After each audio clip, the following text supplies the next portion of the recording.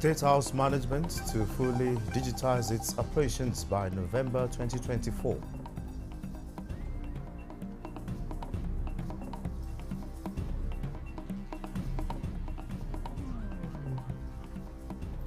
Gender equality, nurturing women for leadership with practical skills emphasized.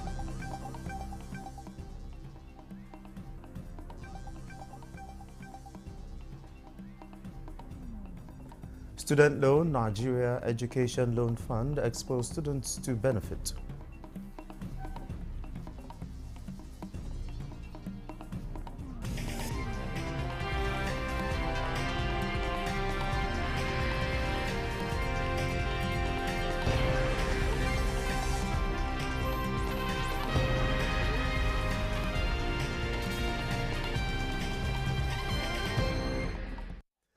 Hello and welcome to the news desk at 3 on Nta News24.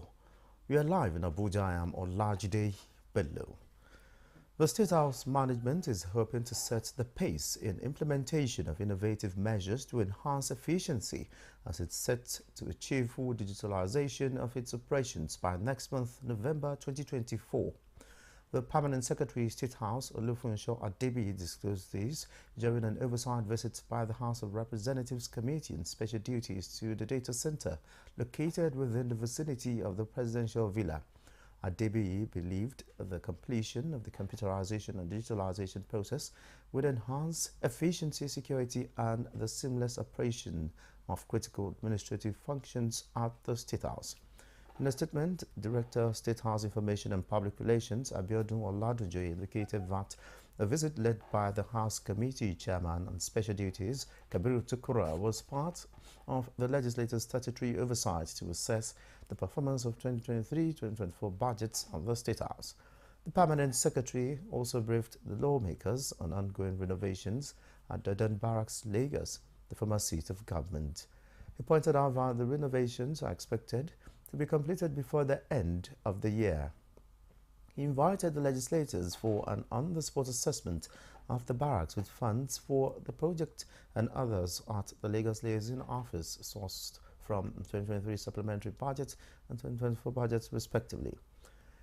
Honorable Tokura expressed satisfaction with the ongoing digital information and commended State House for its commitment to budgetary discipline and modernization government services.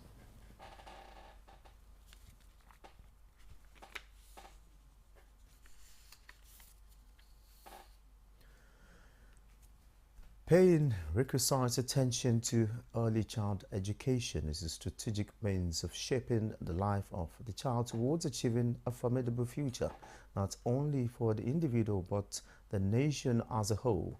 Nigeria's First Lady Oluremi Tinubu said this while participating at a high-level forum of women leaders in Bujumbura, Burundi. State House correspondent Adeni Taiwo reports. Investing in early childhood to build human capital throughout life as the central theme, there is no doubt that African First Ladies are serious about shining the light on the formative years, which they believe are critical to shaping outcomes of life. Joining voices with other First Ladies, Nigeria's First Lady Oluremi Tinubu says the role of women in nurturing the child is an important one, especially at the early stage of life. While applauding the focus of the meeting, the First Lady encouraged her peers to take up the challenge of promoting early childhood education, leveraging the influence of their office. We hold a unique position of influence, and with that comes the responsibility to shape policies that impact generations. Our roles are complementary and supportive. We cannot really say we want to make policies. So our roles as their wives is to make sure that we really have the right influence, the visibility to bring succor and help to the underprivileged. As women leaders and mothers of the nation, we have the ability to advocate for influence and lead social change, particularly for women and children. President of the Republic of Burundi, Evariste Ndayishimiye, declared the forum open, noting that the family remains an integral factor in child outcomes in life and urged both parents to take the task more seriously. The forum, through other speakers, also highlighted school feeding and peace in the region as major factors necessary to promote early child education. This is the 5th edition of the Forum of Women Leaders to be held in Bujumbura, Burundi. Adeni Itaiwo, Nta News. Nigeria Education Loan Fund, NAFund, has extended its enlightenment engagement to thousands of students in University of Nigeria, Nsukka UNN, and Nnamdi Azikiwe University, UNIZIK. NAFund Managing Director Akintunde Sawyer, who led the team, says NAFund is unimpressed with the level of participation of students from the Southeast in the lofty intervention. He observes that the students felt they are left behind in a noble financial intervention for students, hence the decision to reach out to them with relevant information regarding the recently established student loan scheme being implemented by NAFund. He used the opportunity to expose students to benefits of the scheme, particularly in lifting financial burden from them and their parents. The constituted 18-member National Youth Service Corps NYSC Reforms Committee has submitted a 31-page document to the Minister of Youth Development. Olayinka Ojo reports that the chairman of the committee, Gabriel Yekunle, while presenting the report, said the reforms are centered on how to make the NYSC more viable. Most of our recommendations are centered on how to make the NYSC self-sufficient and sustainable, with a major focus on strengthening its ventures to be more efficient, profitable, while also providing a platform for training corps members. Receiving the report, Minister of Youth Development Jamila Ibrahim said aside ensuring national unity, social integration and empowerment, the reforms are expected to serve as a guide for the future. She noted that the scheme will make the NYSC more socially and economically impactful. It must evolve to meet the challenges and opportunities of our time. This report reflects not only the assessment of the current state of the scheme, but also has made concrete recommendations for its improvement, working closely with all stakeholders to implement sustainable reforms that will further strengthen the NYSC in line with the renewed hope agenda of President Bola Ahmed Tinubu.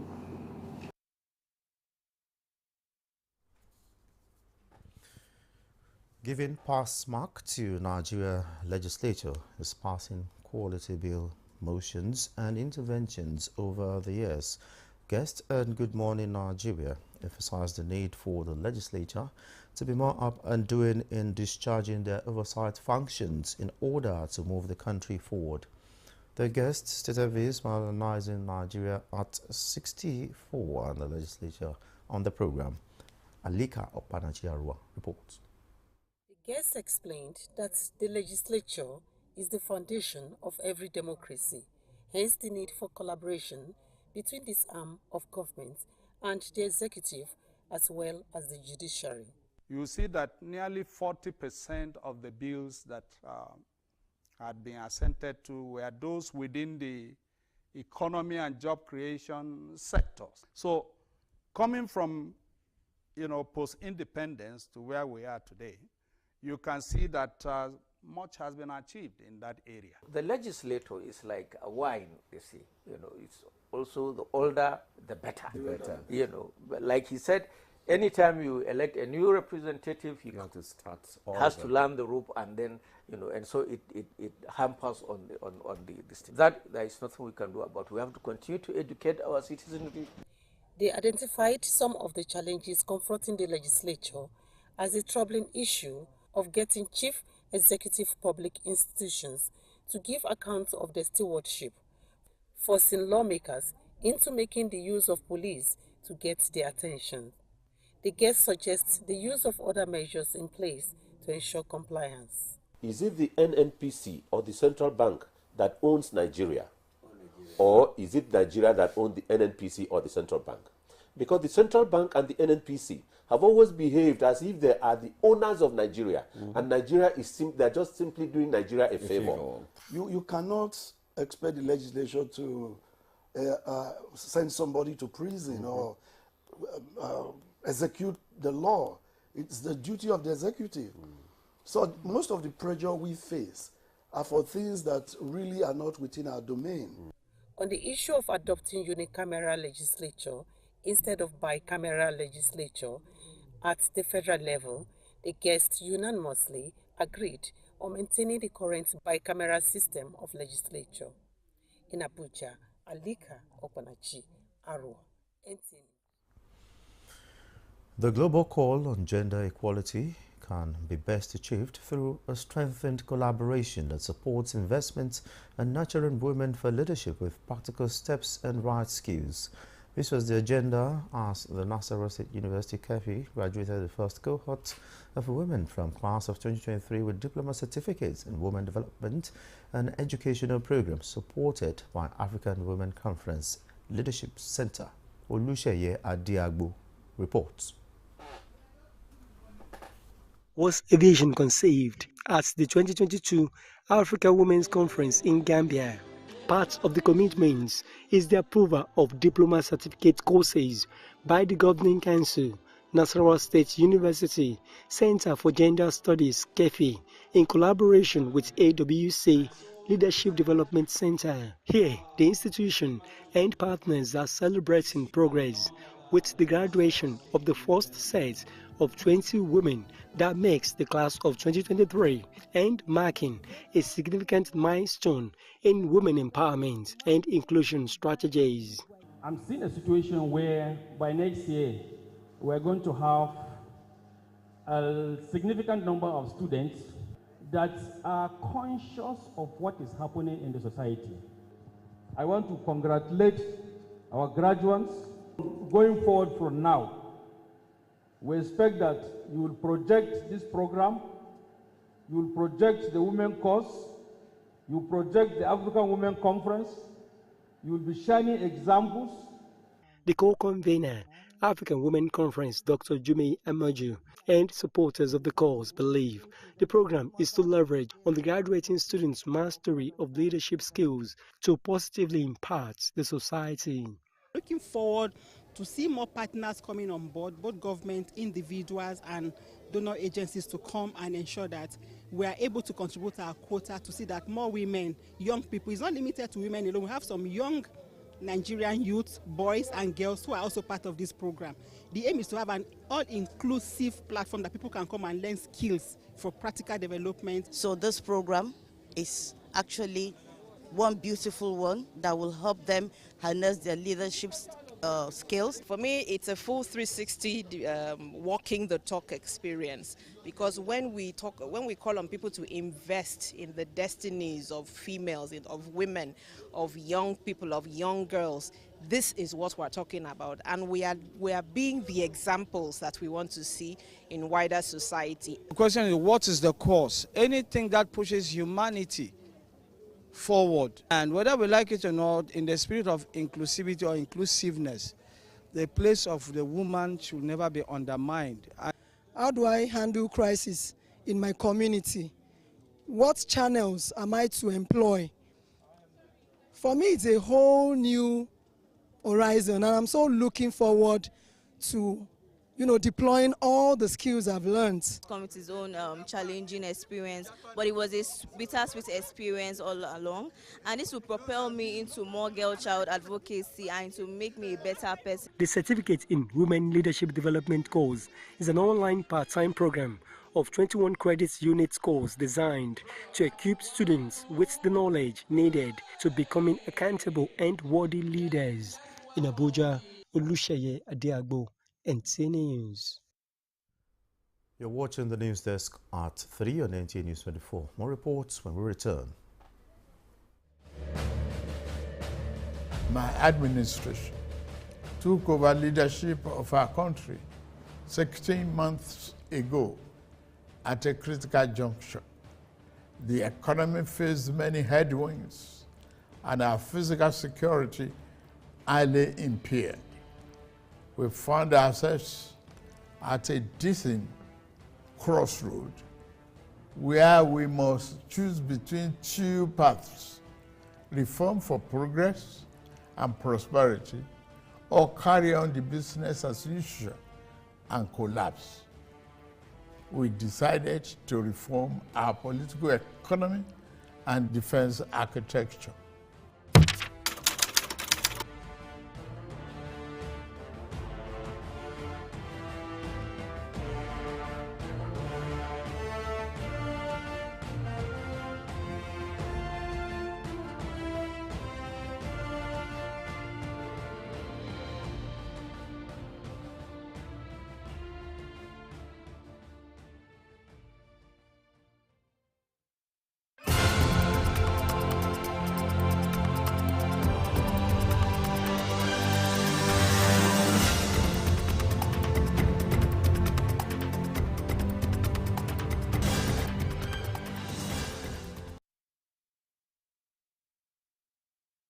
For being there.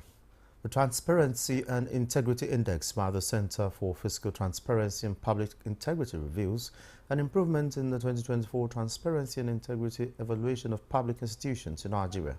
Deborah Agbola reports that in spite of this improvement, the center says more needs to be done for effective governance in the country.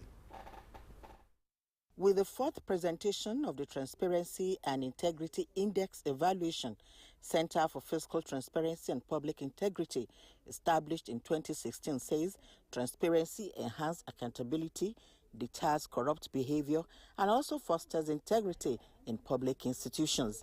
Working in collaboration with the Bureau of Public Service Reform and evaluating 541 public institutions in the year 2024, the center encourages institutions to ensure timely dissemination of unclassified service information and maximize the use of ICT. The work we are doing is not it's something that will help the country to move forward. Transparency and integrity. These are the most important tools to fight corruption. Our guiding principles, while the control are working, is we got guiding principles internationally and nationally. From the international angle, of course, we have the United Nations Convention Against Corruption. From Article 5 down to 63, there are articles there that every country is supposed to implement regarding prevention, regarding control of corruption, regarding procurement, on every strata of public service that you can think of. Contributors call for upliftment of ethical working environment, open transactions at all levels, and also enhanced active participation of citizens in asking right questions. Government alone cannot achieve this feat. This is why we commend the initiatives by our development partners for engaging with us and supporting us to make our society thrive. The center, saddled with the mandate of ensuring promotion of good governance, also design and implement programs and interventions in organized crime prevention, anti-corruption, and data science, among others. Deborah Agbola, Nta News. The Corps Marshal, Federal Road Safety Corps, Shehu Mohammed, has expressed optimism that Nigeria can achieve a 50% reduction in road traffic death by 2030, in line with the United Nations Decade of Action for Road Safety. He said this at a two-day Africa Road Safety Seminar in Nairobi, Kenya, organized by the Global Road Safety Partnership, GRSP, in collaboration with the International Federation of Red Cross and Crescent, IFRC, and the International Road Assessment Program, IRAP. The seminar targets assessing the impact of road safety in the region towards reducing road traffic death by 50% by 2030. The Corps Marshal said that strategies had been mapped out to combat the challenges associated with motorcycle operations, which he said has become a prominent feature in public transportation in Africa, while emphasizing that the challenge of speed management in Africa, which accounts for about half of the road fatalities in the region, had been addressed. Countries that participated include Uganda, Kenya, South Africa, Mali, Morocco, Ghana, Nigeria, UN Envoy on Road Safety Partnership, IRAP, Vision Spring, FIA Foundation, Gambia, among others. The National Orientation Agency has reaffirmed its commitment to fostering civic engagement among citizens and promoting good governance in Nigeria. This was ART's stakeholders meeting in Akure, which centered on the national anthem and awareness on National Value Charter. Tony Batire reports.